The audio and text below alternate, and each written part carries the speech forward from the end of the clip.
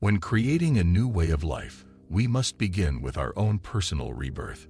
The growth of organizations, political entities, religious bodies, and social bodies is insufficient. We underestimate how serious the issues we observe are.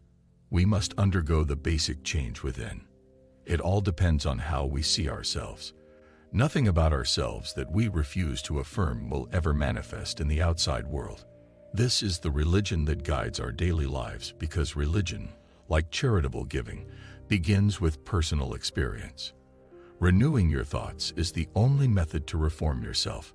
Everything is dependent upon one's self-perception. Things that one cannot or will not accept as true about themselves can never have any bearing on them. Men consider their options and constantly scan their surroundings. What would happen if he were to pause and consider his identity? What do I perceive myself to be? If we wish to make the world a better, more beautiful place, we must recognize the existence of a finer, larger being within us. The main objective of my instruction is to point the road toward this achievement. Since a man can only see what is in his own consciousness, I'm attempting to show how his inner self must change and what his new life's premise should be in order for him to lose his soul on the level he is currently aware of and rediscover it again on the high level he craves. Because we are aware of it, there is no need for a safe. The ideal man is always seeking a new incarnation. However, until we give him human parents, he is unable to give birth. We are the means by which the law of cruelty in nature can be overthrown. The basic objective of consciousness is to influence this redemption. We shall have irrefutable proof that the world cannot be saved by creative love if we chose to reject the burden and emphasize natural law. We merely nullify the purpose of our lives by following a faith-based purpose. We reject the approach. The sole means by which this process of atonement is possible. If a religion is authentic, comes from a person's deepest convictions, and is the outcome of personal experience, those are the only criteria that matter when evaluating it. Any religion must give a man a profound and enduring sense for it to be noble for him. Whatever occurs to him personally, nothing will be a problem. Since we acquire mental knowledge of everything by looking at it from the outside, contrasting it with other things, defining it, and analyzing it, the processes of mental and spiritual knowledge are fundamentally different from one another. I might also add that, in my opinion, religion is what a man is when he is alone. Religion, according to Whitehead, is that which a man accomplishes in his alone. When we are alone, we are drawn to subjective experience. Therefore, we ought to make an effort to visualize ourselves as the kind of men we want to see in the world. By renewing our minds, we can transform the fact of existence into the reality of consciousness. We are instructed to alter our thinking, yet this cannot be done without altering our concepts. We shall gradually change into the embodiment of our ideal if, in our isolation, we imagine what we would actually experience had we attained our goal.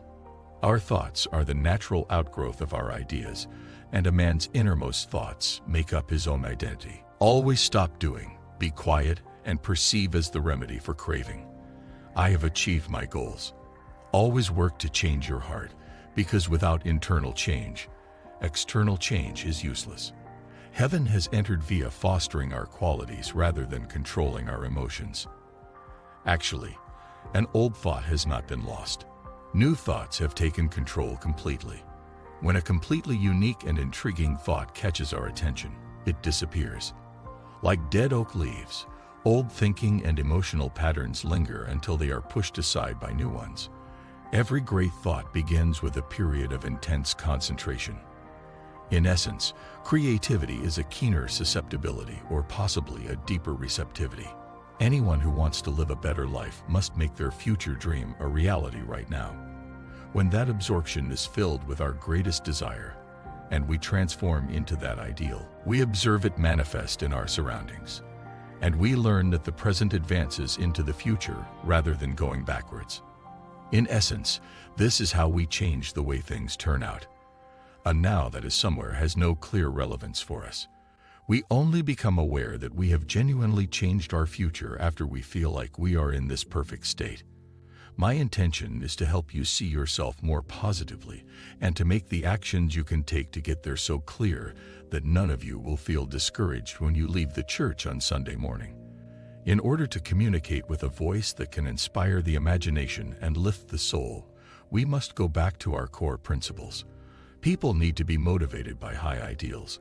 I must repeat that we must begin from scratch with our own personal regeneration in order to develop a new way of life. Man's greatest delusion is his conviction that he is capable of doing everything that other people think is feasible. Everyone is eager to act, yet they are all uncertain about what to do. It is particularly difficult for us to believe that there is nothing we can do and that we have no control over ourselves, since it is the reality. And a guy never finds it simple to accept reality. In actuality, though, nothing can be done.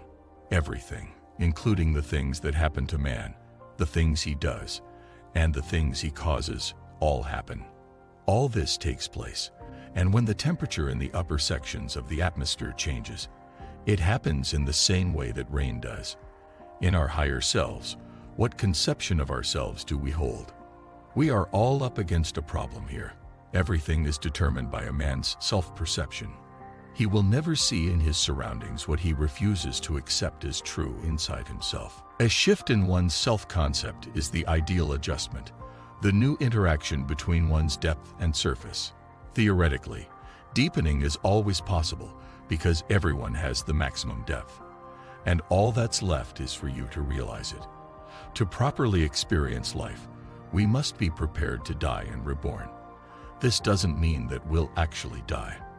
We must die in the spirit of the old man in order to become the new man. The new man is then shown to us physically.